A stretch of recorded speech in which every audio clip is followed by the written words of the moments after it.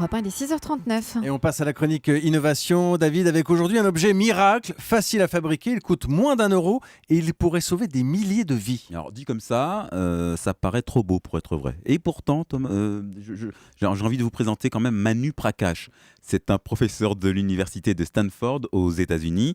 Il y a peu de temps, Prakash était au Kenya. Et là, il a halluciné. Il a compris que beaucoup d'habitants recevaient tout un tas de traitements contre la malaria, par exemple, alors même que les médecins ne savaient pas précisément de quelle maladie ils souffraient, quelles bactéries les avaient contaminés. La situation était absurde, mais Prakash a trouvé comment y remédier. Alors qu'est-ce qu'il a inventé? Il a inventé un microscope révolutionnaire. Il est ultra simple, et donc révolutionnaire. Pour le fabriquer, il suffit d'une feuille de papier A4, d'une lentille de verre, d'une petite LED et d'une pile comme celle qu'on met dans les montres. La feuille, vous allez la découper selon le plan imaginé par ce cher Prakash. Vous allez la découper, la plier, comme un origami, vous voyez. Vous mettez la lentille, la LED raccordée à la pile et vous avez un microscope et il sera suffisamment puissant pour reconnaître telle ou telle bactérie dans le sang. Et il coûte cher ce microscope?